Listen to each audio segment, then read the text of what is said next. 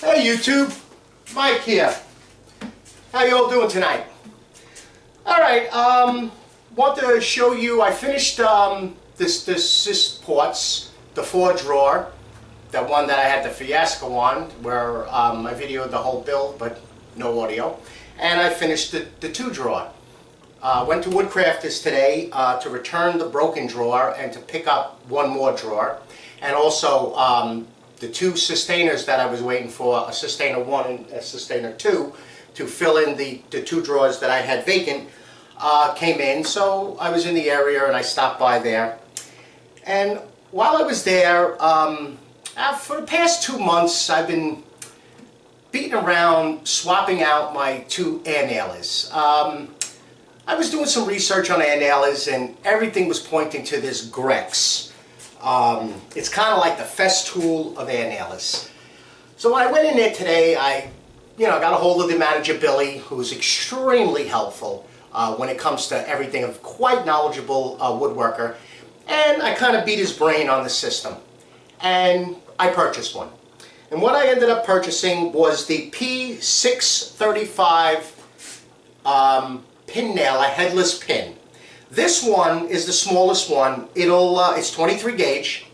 It will shoot 3/8 to 1 3/8 pins. They have one that will shoot from 3/8 to 2 inch, but I really use about 3/4 of an inch pins on mostly all of my builds. The tool comes in its own carrying case. It has the instruction sheet. It'll operate from 70 to 100 psi, and it needs 100 psi for hardwood. I was told that this thing will shoot molding into metal studs cleanly. Now, the other thing that I purchased was the FT230.1. Now, I'll put all these links into the description. But basically what it is a guide that adjusts from around 2.5, 3 inches all the way up to 1/4 of an inch. And basically what it does is you get repeated shots into your wood. Now, with my slot car boxes I build, I'm using 1/4 inch plywood into 1/2 inch plywood. And with this guide system, you just set it the first time and you go right down around the whole circumference of the box, and your pin nails are perfect. So what I did was I set up this board. Basically, it's something that I can do my electrical work on the MFT table and not drop, all the little stuff down in the holes. And it's just something that will have 2 edges to push up against. I will put a piece of rubber on it, and let's see how it works.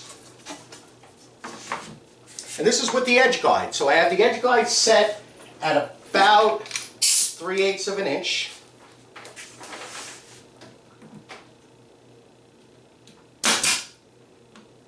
Wow, look at that. Can you see that?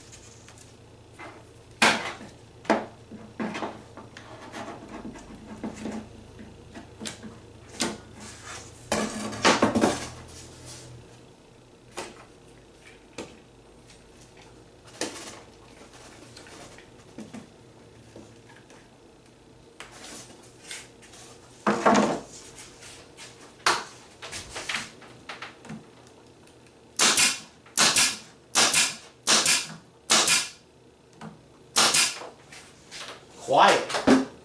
Quiet as all get out. Okay.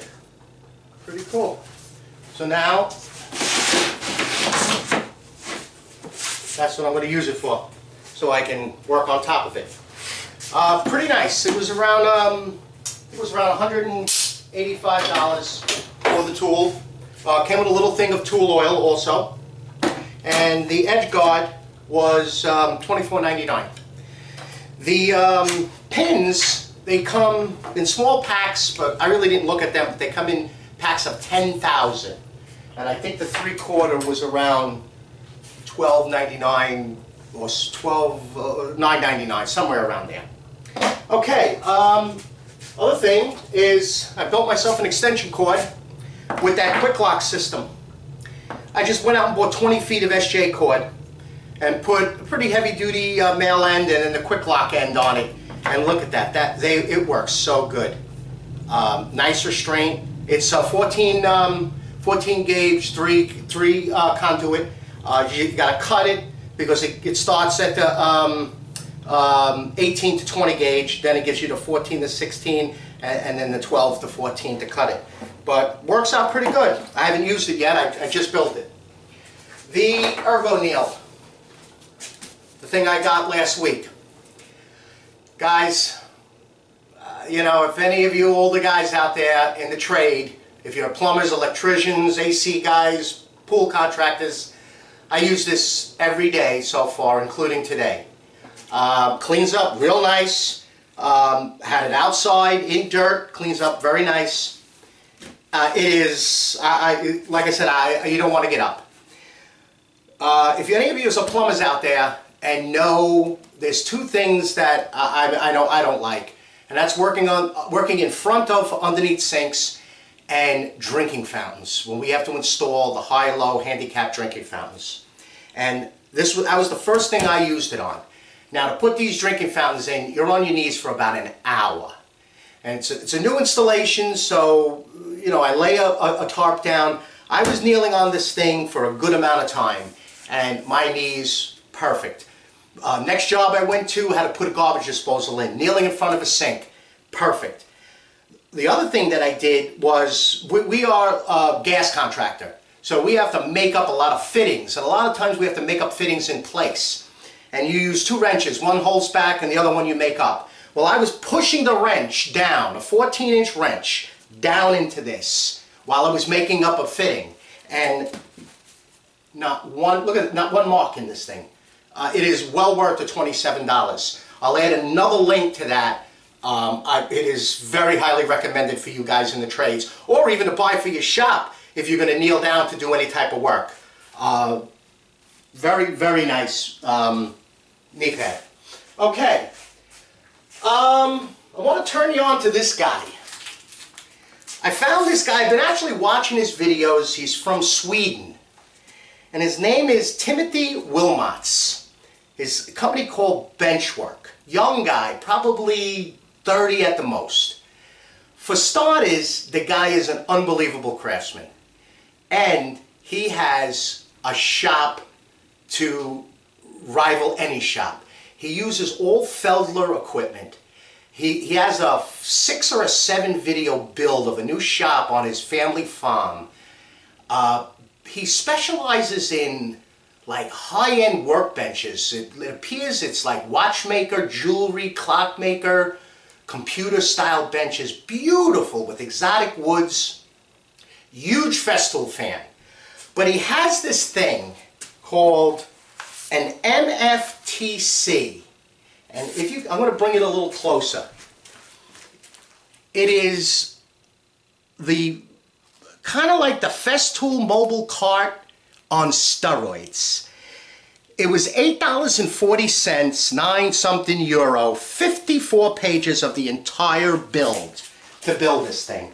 And when I was watching the video, I don't need the MFT table, but when we do a lot of tankless water heaters and we work in garages, and you know, I've been in this trade a lot, bending over, picking stuff up. We kind of make our own tables out of garbage pails. This thing would work great to put all our fittings. It holds 4 sustainers in a back part, and it kind of almost mirrors the Festool mobile cart with kind of like a 30-inch by 5-foot table that flips up, legs fall down, and there's a shelf. There's other things that he has, and there's extensions you could put. You can make an L, a U, a 4x8 thing, all mobile. But it'll work great for us. When we bring it into a garage, we can have everything we need to do the installation. We do have to saw some wood to mount the tanklesses on the wall, We may have to frame something out when we're venting it, but I'm going to build this thing, and I'm going to attempt to video it, hopefully with audio. And it's probably going to be a multiple part build, because it appears to be quite an experience. But his name is Timothy Wilmots, and it's Benchworks. He's got quite a few videos out there. I highly recommend him. He's very informative, doesn't do a lot of talking, but just watching what he does, you really get a lot of little tips from him. Okay, my next build this weekend is going to be a gaming table. My son and I play, he likes card games, you know, like Magic cards, and I play a game called X-Wing. If you're a Star Wars fan, they're miniature Star Wars ships, and you maneuver them around the table. And they're basically, you normally have to play on a table that's around 40 inches tall. And if you go onto my Instagram site, Michael Latronico, you can see tables that I've already built for a local game store called Big Daddy Games, which is right here in St. Augustine. I built one table that holds a 3 foot by 3 foot, and I'll kind of show you. I'm going to take this off the stand now because I'm going to just show you the. But these are the actual. Those are the mats. The two boxes are 3 foot by 3 foot, and the other mat is 3 foot by 6 foot for another game. And those will go on top of a table that you play on. So, but if you go on my Instagram site, you can actually see the tables that I built. And another one for all you Star Wars fans is a thing called a trench run. That's another table that I'm going to be building so we can bring it to other stores. It's 4 foot by 6 foot, and it mimics the last 15 minutes and 20 seconds of The New Hope, the movie, where Luke Skywalker blows up the Death Star. And it's a table with a trench in it, and it's like 300 sheets of paper that I Mod Podge to it, and it's like a 2.5 hour game. Very, very popular here in the Jacksonville area. So I'm going to be building that table next week.